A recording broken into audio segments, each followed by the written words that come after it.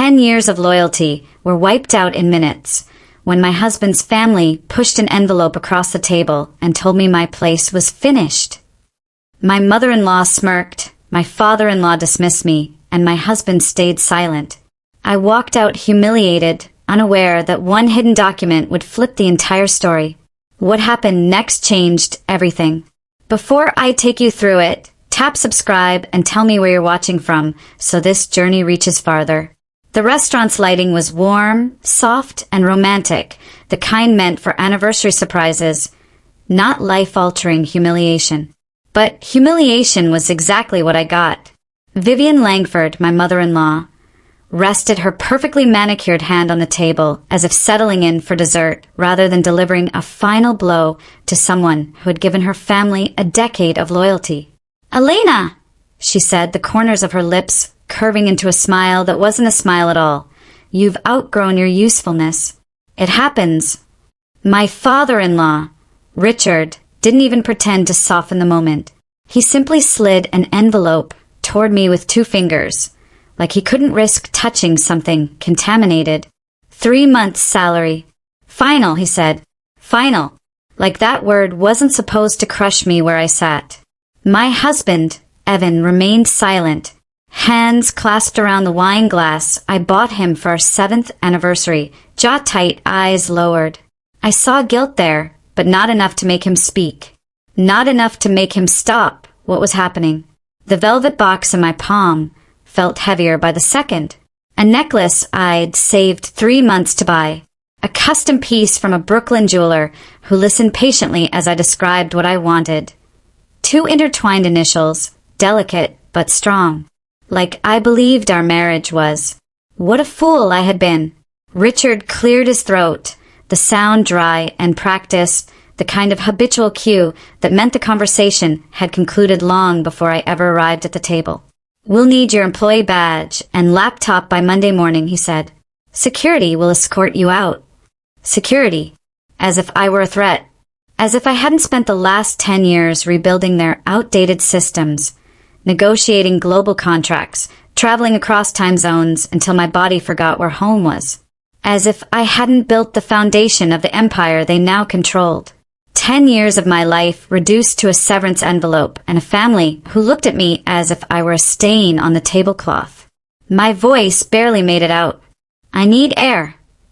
I stood, the chair scraping loudly on the floor. Other diners glanced over, but quickly looked away. Rich people never liked staring too long at someone else's downfall. When I reached the doorway, Evan's voice finally followed me. "Elena, wait." I didn't, because now I understood something painfully clear. Silence was also a choice, and he had chosen it for half a year, however long his family had been planning this. Outside, the rain poured down in cold, relentless sheets. I had no coat, no umbrella, no marriage, no job, just a velvet box in my hand and an envelope in my coat pocket. I walked aimlessly, the city lights blurring into streaks through the downpour. By the time I reached the subway station, my clothes clung to my skin and my hair dripped into my eyes. When I finally arrived at my best friend Amara's apartment, I stood in front of the door, unable to lift my hand to knock. My fingers shook from cold, fury, and something deeper, betrayal so sharp it made breathing feel wrong. Amara flung the door open before I touched the handle. "Elena, what happened?" I didn't speak. I didn't have the words yet. She wrapped me in a towel, made me sit on the couch, and waited. That was the thing about her. She never demanded explanations. "They fired me," I whispered eventually. She sat back, as if absorbing the weight of that single sentence. "During dinner?" I nodded. "And Evan?" He watched. A flash of anger crossed her face. Not surprise, just anger. "This isn't the end," she said firmly. "Not for you." But it felt like it. It felt like every accomplishment, every sacrifice, every night spent working until I couldn't think, had vanished in the space between dessert menus and a severance envelope. The next morning, my inbox was already filled with termination forms, benefit cancellation notices, and an email stamped urgent in red from the company's legal team. I ignored all of them. Instead, I went through every document I'd brought home over the years. Project files, contracts I negotiated, early employment agreements. I didn't know what I was searching for, but I searched anyway. By noon, my eyes burned from reading fine print, and my back ached from leaning over the floor. That was when I found it. At the bottom of a dusty storage box I never bothered opening since moving apartments, tucked behind an old folder labeled onboarding materials, was a yellowing sheet with my name written in fading ink. My heart thudded. I pulled it out carefully, afraid the paper might crumble. A stock certificate. My stock certificate. Dated the month I first joined the Langford Corporation, years before the expansions, before the international restructuring I had spearheaded, before the valuation skyrocketed. It stated I owned 3% equity. 3%. Back when the company was worth a fraction of what it was today. Back when giving me a small stake seemed like a safe gesture. Something they thought I'd forget. Something they assumed would never matter. My breath caught.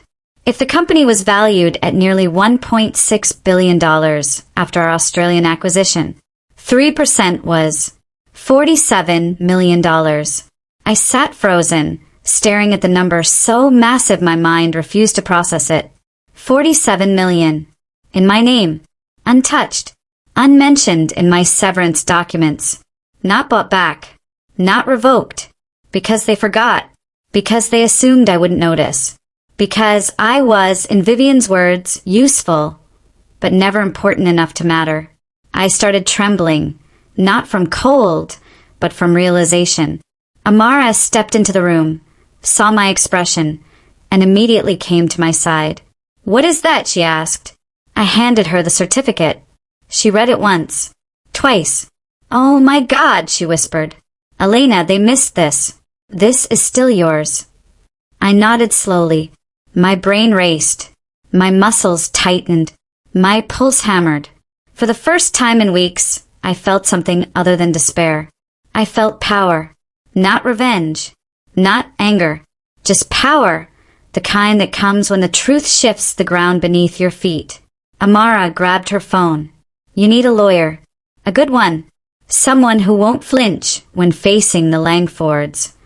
I stared at the certificate. At my name. At the value that could destroy everything they had built. "Yes," I said softly. "I do." Outside, the rain had stopped, but inside me, a storm was just beginning to rise.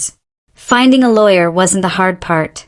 Finding one who could stand toe-to-toe with the Langfords, the family that built its empire on intimidation, political ties, and silence, that was the challenge.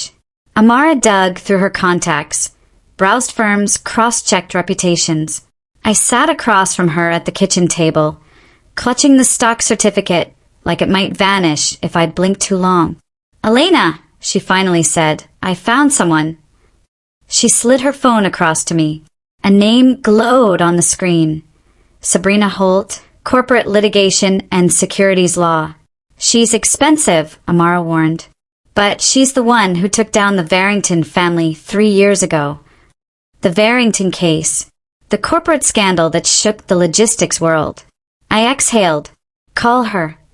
An assistant answered, crisp and curt. But when Amara said my name and briefly explained my situation, something shifted on the other end. "Bring every document you have," the assistant said.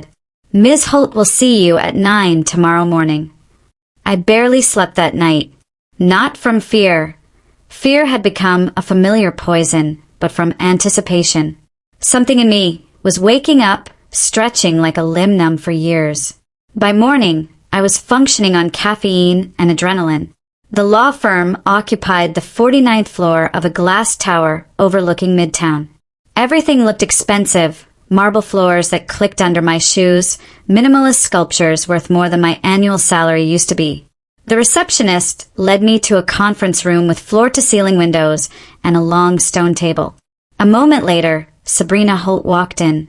She was nothing like the lawyers I'd dealt with at Langford Corporation.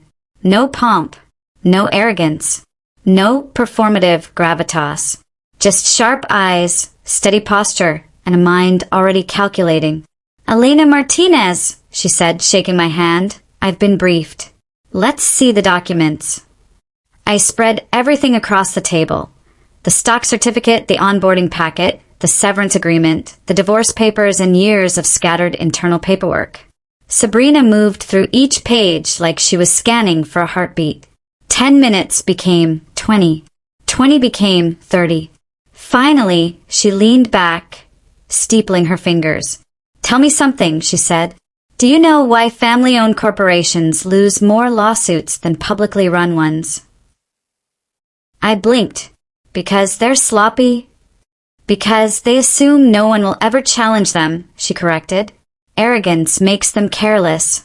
She tapped the stock certificate. This is gold.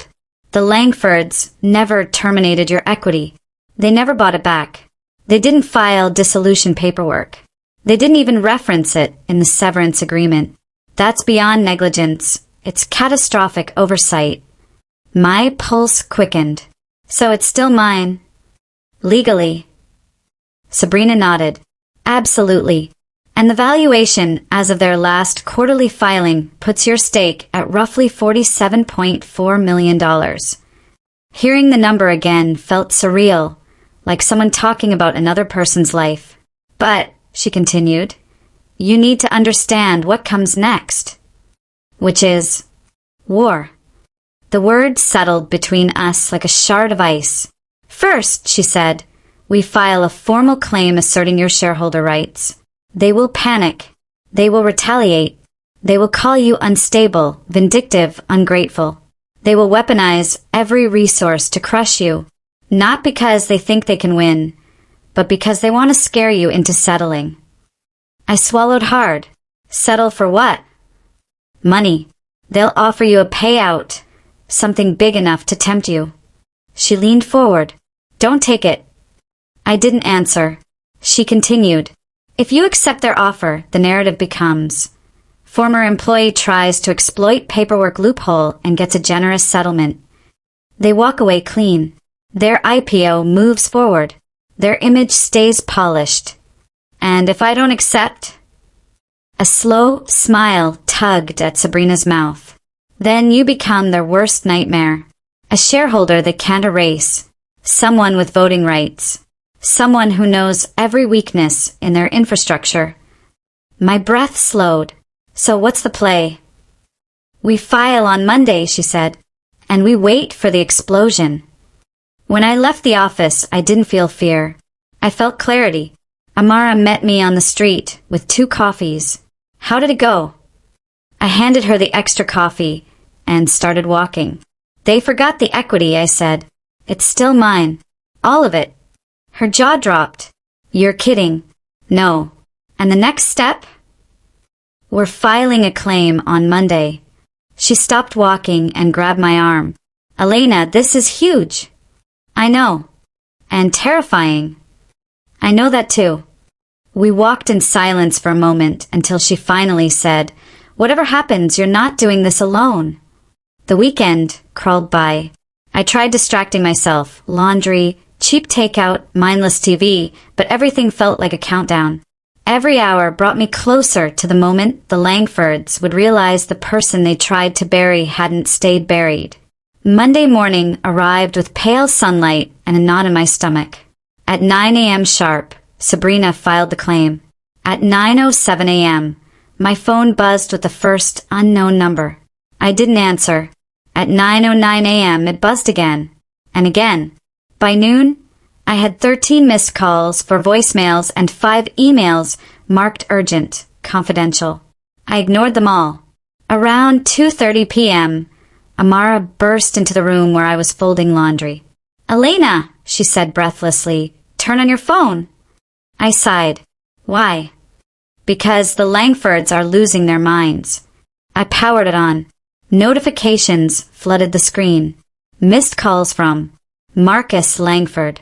Corporate Counsel, Langford Holdings. Unknown. Unknown. Richard Langford. Unknown. I let them pile up without opening a single one. At 3:11 p.m., the phone buzzed again. this time with a voicemail from Evan. I hesitated, then pressed play. Elena, please call me back. He sounded strained, frantic. You don't know what you've started. My father is furious. Marcus is threatening to countersue. The board is in meltdown. Just talk to me, please. I deleted it. A text from Sabrina arrived seconds later. Perfect. They're panicking. Don't answer anything. Let them sweat. That night, we sat around Amara's kitchen table eating microwaved leftovers when my phone buzzed again. Another voicemail. James this time. Elena, this is unnecessary. We offered you generous severance, far more than you deserved. This equity claim has no merit. Call me by morning and we can resolve this quietly. Quietly. Like everything with them. I deleted it too. By Wednesday morning, their tone shifted.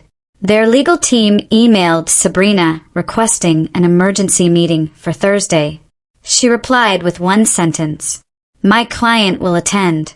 10 a.m. confirmed the conference room. Thursday arrived like a storm front.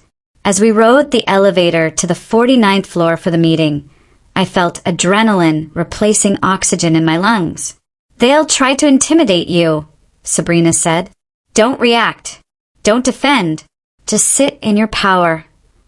The elevator dinged. The doors opened. And there they were. Richard, stiff and pale. Marcus, red-faced and twitching with anger. Two corporate lawyers I'd worked with for years. And Evan, standing slightly behind them, eyes darting anywhere but toward me. No one expected me to walk in standing tall. No one expected the quiet girl they dismissed to return with a lawyer sharper than their entire board. Richard didn't sit. He pressed his palms onto the table, leaning forward. This is absurd, Elena, he snapped. You think you're owed something that never belonged to you. Sabrina calmly slid the stock certificate across the table. It belonged to her the moment you signed this, and you never revoked it. Marcus scoffed. We'll offer $20 million. Take it and go. $20 million. The kind of number that could change a life. But not my purpose. No, I said. The room went silent. Richard leaned in. This is your last chance to walk away with dignity. Dignity? From them? I'm not selling, I said. I want my ownership recognized. Marcus slammed his fist on the table. Do you know what you're doing? You're nothing without this family. I didn't flinch. Sabrina didn't blink. But Richard, he stared at me with cold calculation, and for the first time in 10 years, I saw fear behind his eyes. Not because of me, because of what I knew, because of what I built, because of what they forgot to take away. Sabrina closed her folder. Meeting's over. We'll expect your written response by Monday. And with that, we walked out, leaving the Langfords simmering in a panic they had earned. By Friday morning, the Langfords were unraveling faster than Sabrina predicted. At 8:14 a.m., she forwarded me an email marked urgent, confidential. We request one more meeting before drafting an official response. Translation. They were scrambling. At 8:20 a.m., another message.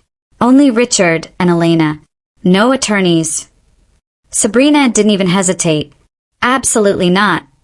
But I surprised both of us. I want to hear what he says when no one else is in the room. Sabrina studied me, calculating. Elena, people like Richard don't request private meetings unless they're desperate. Desperation makes them unpredictable. Exactly, I said. And unpredictable people make mistakes. She exhaled slowly, then nodded. If you go, you record everything. New York is one-party consent. Whatever he says we can use. But the meeting never happened. 30 minutes before the scheduled time, as I scrubbed a marble kitchen island in Bronxville. Because bills don't wait for justice, my phone buzzed. Sabrina. They backed out, she said. They filed a motion instead. A motion to dismiss your claim as frivolous. I stopped mid-wipe. So they're pretending none of this is real. Exactly. It's the legal equivalent of plugging their ears and humming loudly. She sighed, but it wasn't a defeated sigh. It sounded like someone watching an opponent walk exactly where expected. This means they're panicking, she continued. Confident people don't file last-minute motions on a Friday afternoon, hoping a judge ignores them. So what happens now? We accelerate. The word sent a chill down my spine. On Monday morning, she said, I'm filing with the SEC. My blood ran cold. Sabrina, public? Oh yes, very public.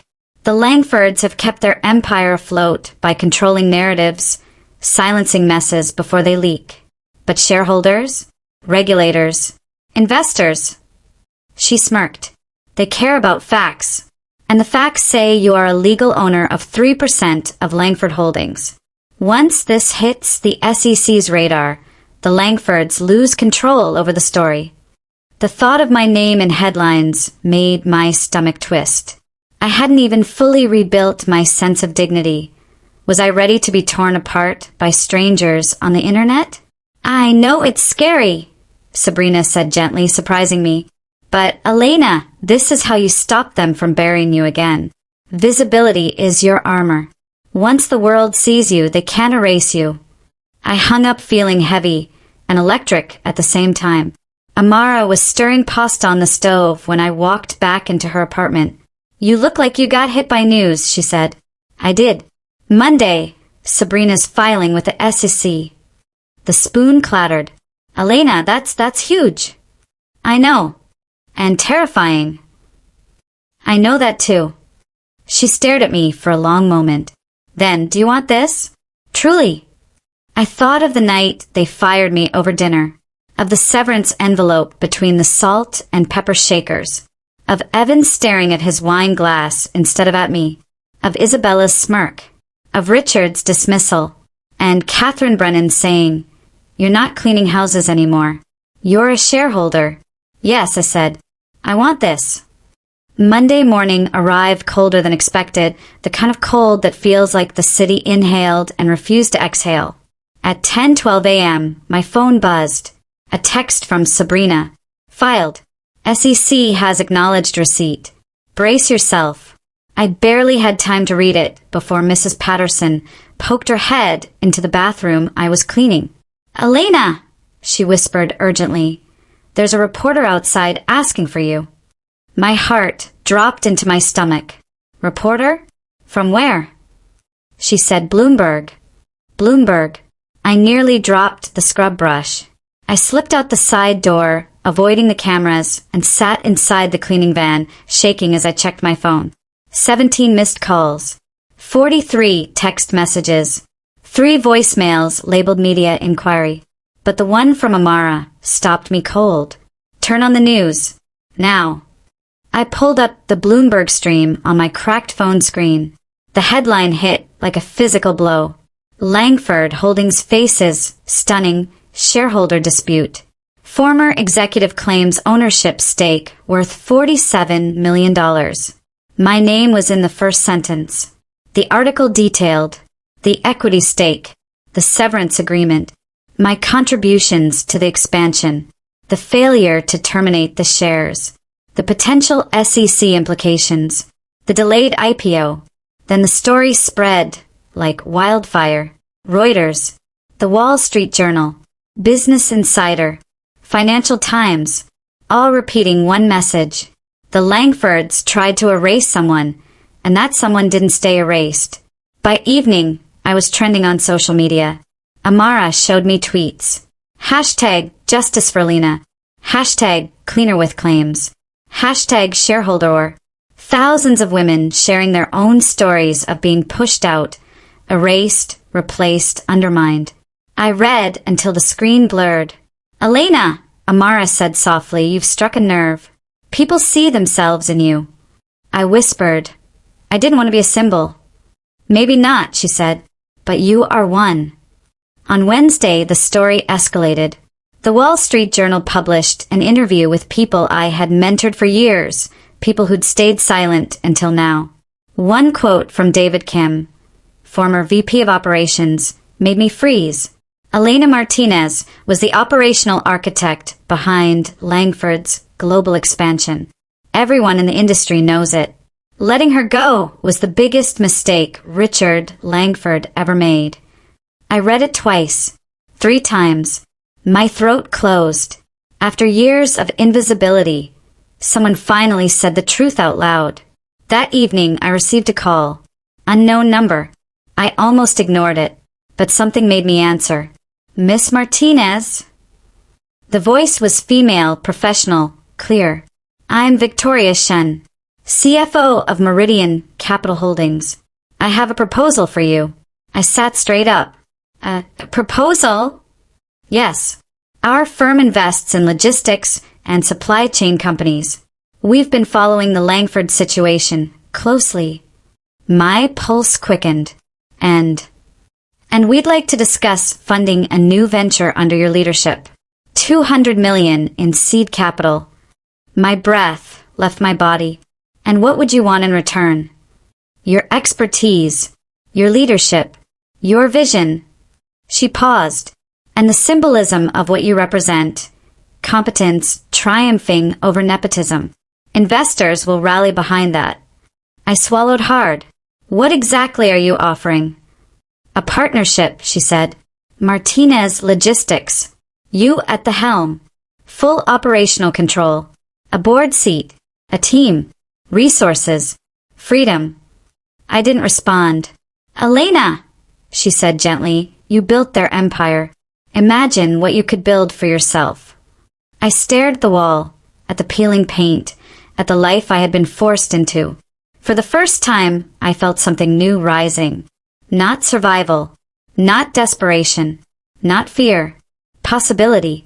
I'm listening, I whispered. The conversation lasted nearly an hour. When I hung up, Amara was standing in the doorway, arms crossed. Elena. Yes. You're shaking. I know. What happened? I looked at her. They want to fund a company I would run. $200 million. She didn't speak. Her eyes filled. Then she whispered, It's starting. And she was right. The tide was turning. Not in whispers. Not in back rooms. Not in shadows. But publicly. Loudly. Undeniably. The Langfords had underestimated the person they tried to bury. I wasn't disappearing. I was rising. The office Meridian arranged for our first meeting sat on the 38th floor of a building in Midtown. Glass walls, sweeping skyline, and a conference table that looked like it had been carved from a single slab of marble. It was everything the Langfords once flaunted as power. But now I walked into that room as someone they could no longer erase. Victoria Shun met me with a firm handshake and a warm, confident smile. Elena, she said, I'm glad you came. Her team, analysts, strategists, and 2 senior partners were already seated. Laptops open. Files prepared. They had done their homework. We've mapped 3 possible launch strategies, Victoria said. But first, let's walk through our assessment of your strengths. A screen lit up, displaying bullet points that made my breath hitch. Global expansion leadership. Contract negotiation excellence. Operational architecture. Crisis management performance. Supply chain optimization expertise. I had spent years being treated like a replaceable cog. Now, complete strangers were presenting my work as if it held weight. Real weight, industry-changing weight. Your reputation is stronger than you think, Victoria said. You walked into the Langford Empire as an outsider and transformed it. Investors admire that. She clicked to the next slide. Funding offer. Martinez Global Logistics. Seed capital. $200 million. Founder equity. 60% vesting. Meridian equity. 40%. Operational control. Founder. Board seat. Founder. Additional hiring grants. Approved. My pulse quickened. You're offering all of this? I asked. Victoria nodded. Elena, companies like Langford Holdings are built on inheritance and entitlement. You're built on capability. That's a better foundation. It was surreal, almost unreal, to see in black and white what I could build without chains around my neck. I want to be clear, Victoria added, leaning forward. This isn't charity. This isn't symbolic. This is business. Smart business. You're a generational talent, and we want to invest in you before the rest of the market catches up.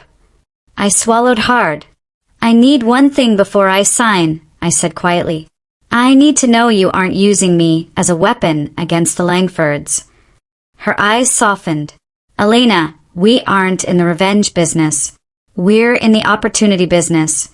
The Langfords created a gap in the market by pushing out the person who built their most profitable divisions. We believe that person deserves to build something of her own. I exhaled. Slow. Measured. Then I'm ready to move forward. The room erupted into movement. Contracts sliding across tables. Agreements being reviewed. Signatures prepared. It took 2 hours to finalize everything. And when I finally signed my name at the bottom of the contract, something shifted inside me. Something clean and sharp and powerful. For the first time in months, I felt like my life belonged to me again. By Monday morning, Meridian released a public announcement. Martinez Global Logistics launches with $200 million seed funding. Former Langford executive Elena Martinez named CEO. Within an hour, Langford Holdings stock dropped 4%. At noon, it dropped another 3%.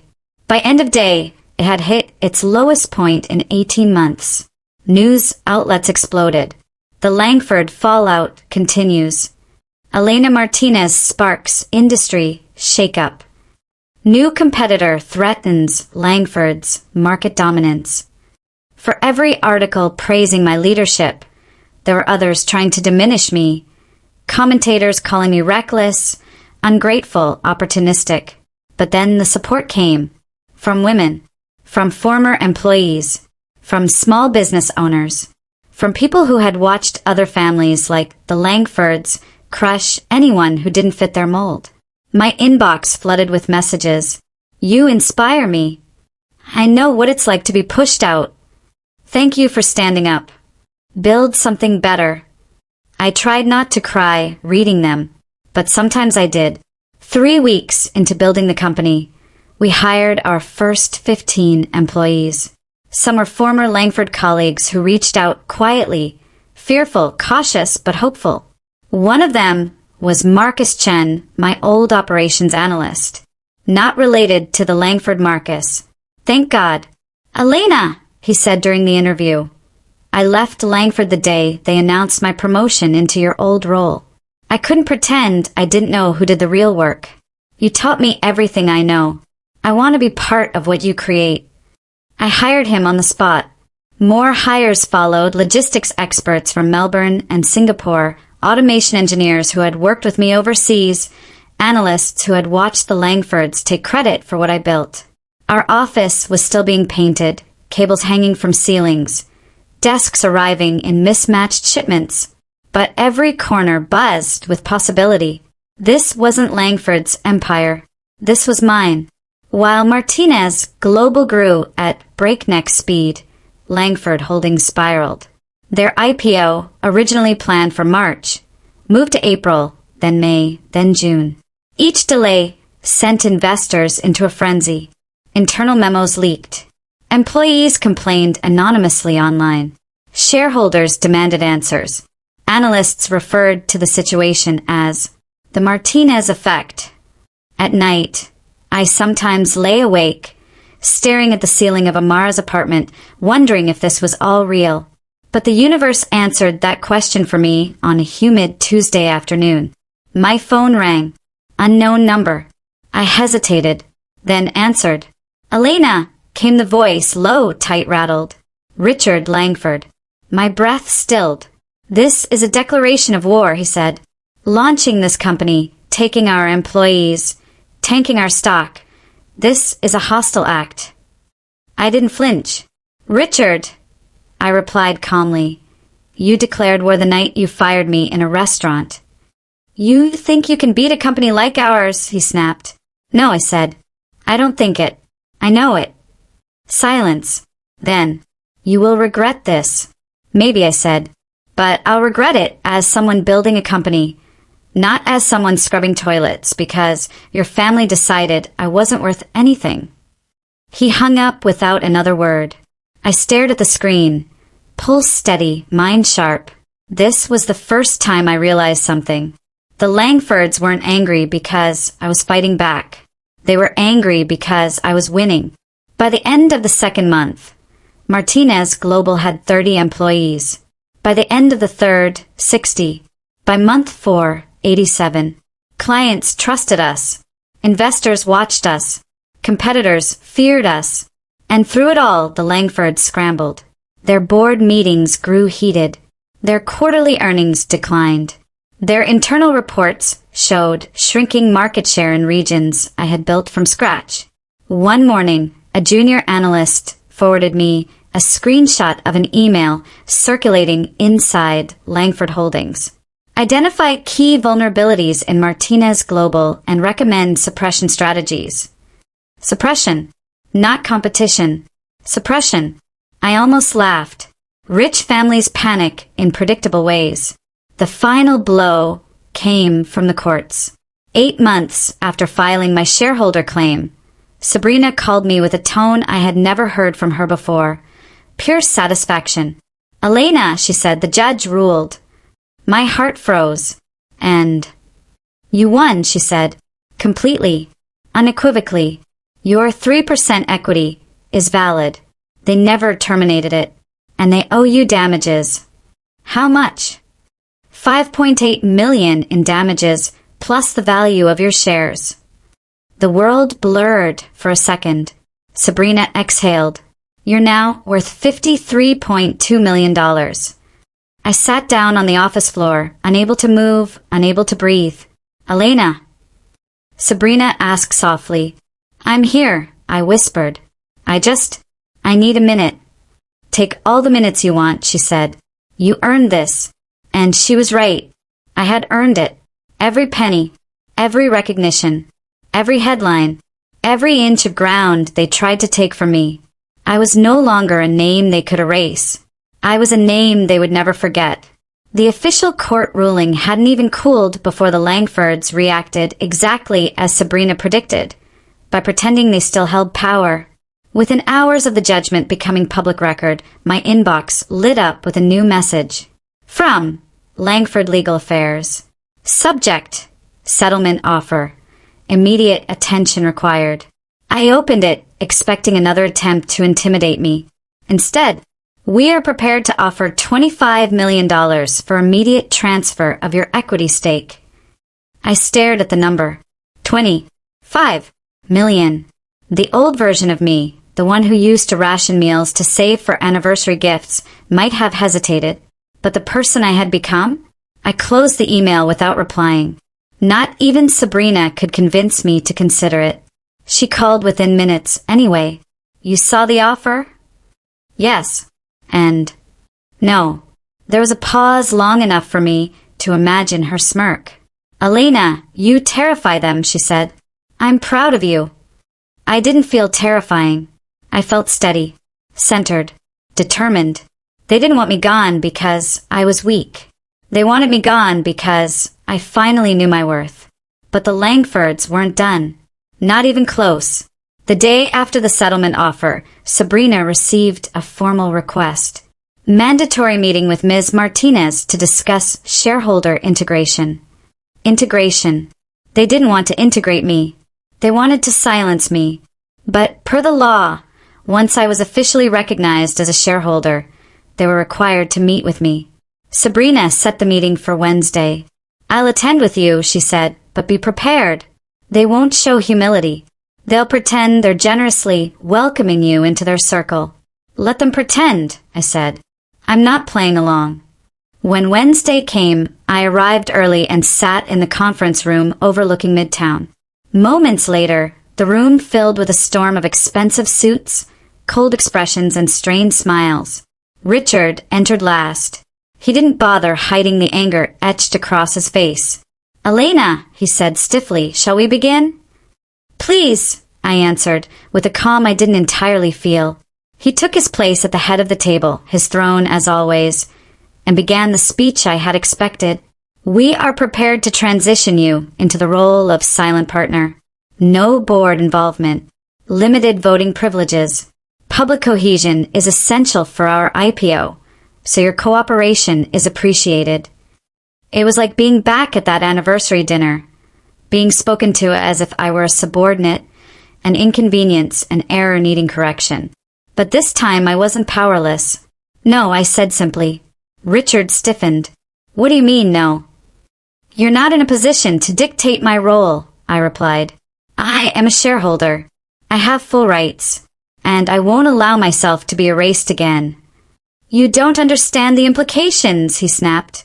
Richard, I said quietly, I understand them better than you do. The table fell silent. Sabrina leaned back, satisfied. Marcus, the golden son, finally spoke up, his voice sharp with panic. This is insane. You're going to tank our IPO. Your company's instability is not my doing, I said. Your choices created it. His face reddened. You used us. You built a company just to destroy us. Destroy you. I repeated softly. No, I finally built something for myself. Another silence, this one deeper. Then, someone unexpected spoke. Emma Holloway, the Langford's chief financial officer, a woman who had sat quietly through endless meetings for years. Elena has the right to full participation, she said calmly. Legally, we cannot restrict her. The shock on Richard and Marcus's faces was almost satisfying. Emma had always been underestimated. Just like me, I met her eyes and nodded. For the first time, I saw an ally in that room. The meeting ended with strained promises of future discussions and half-hearted attempts at civility. But the truth was clear. They were cornered, and I was no longer someone they could bully into silence. When I walked out of the building, the sunlight felt different, brighter, sharper, almost warm.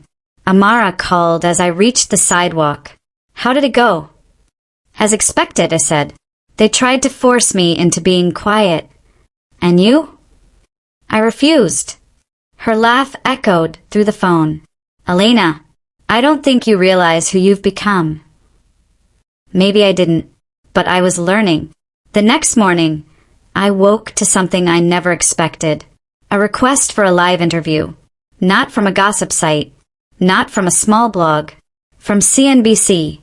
Sabrina called at 7 a.m. Do it, she said. Control the narrative. If the Langfords speak first, you lose. But I don't want to be a public figure. You don't have to be.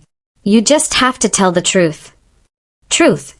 The most powerful weapon people like the Langfords fear. I agreed. The studio lights were blinding. The cameras intimidating.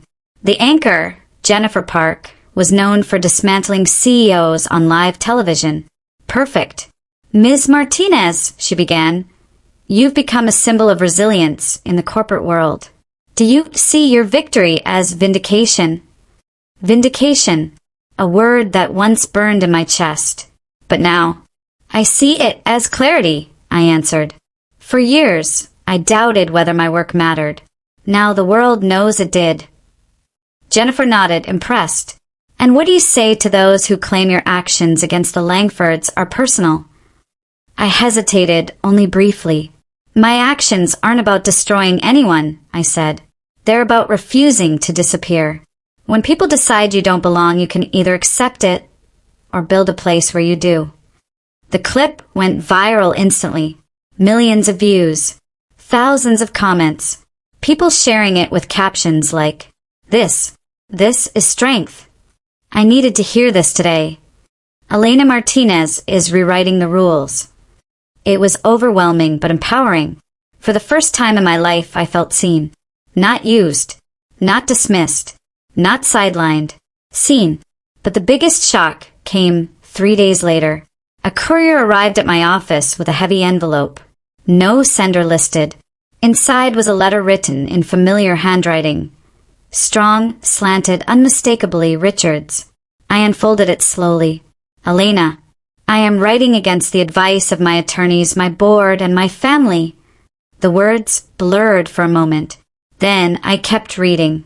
You were the architect of our company's strongest years. We took credit for work we did not do. That was wrong. When I fired you, I intended to break you. Instead, I revealed my own failures.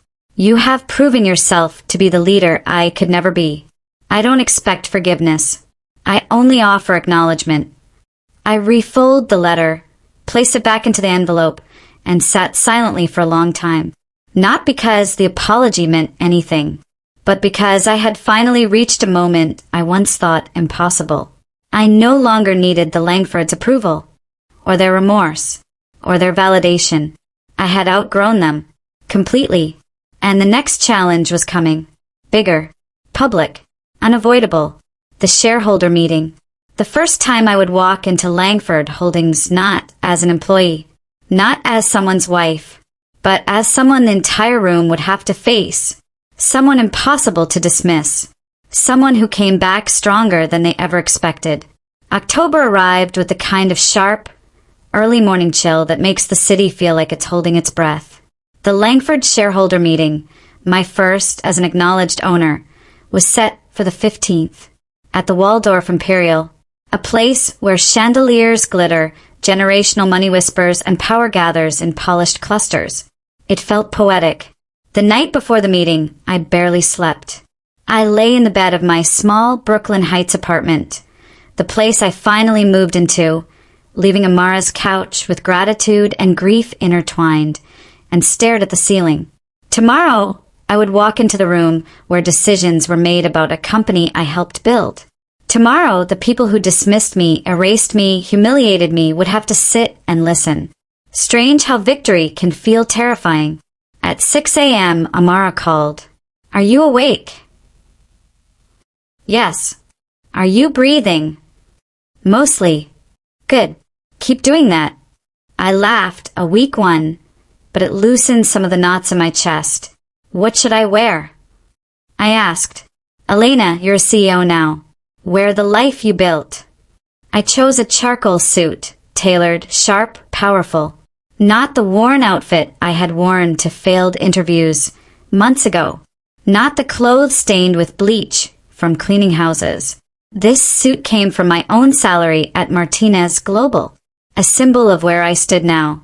I looked at myself in the mirror.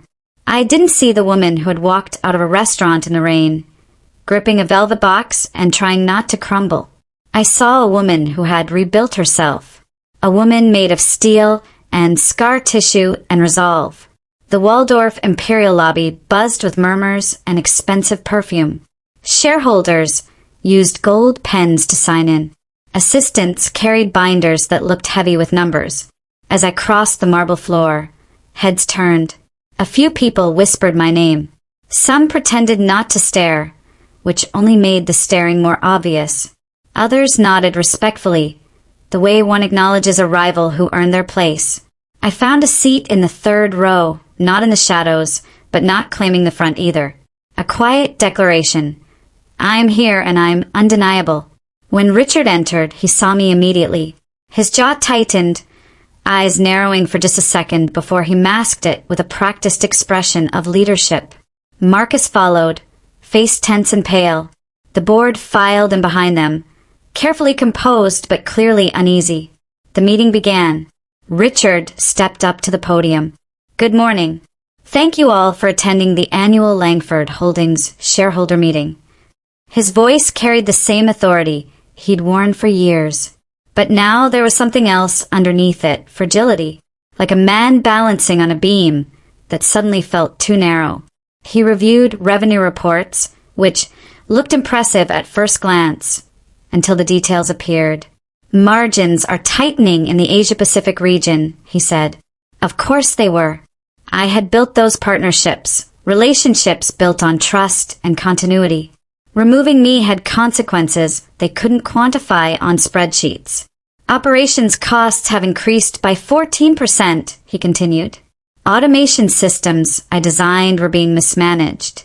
I'd warned them years ago that mishandling would destabilize everything. Retention remains a challenge, he added, clearing his throat.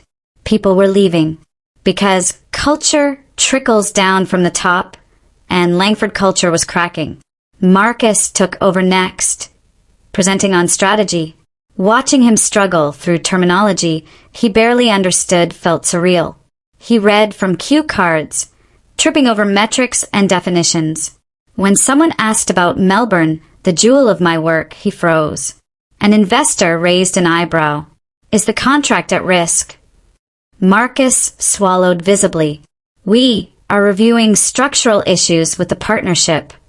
Translation. The relationship was collapsing. Translation of the translation. They destroyed the very foundations that kept it strong. The shareholders shifted uneasily. This was the first time many of them realized something.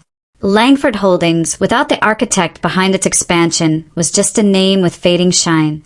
Through all of this, I remained silent. I didn't need to speak. The numbers spoke for me. After the Q&A, the formal session ended and the reception began. Champagne flutes clinked. Caterers passed, hors d'oeuvres on polished trays.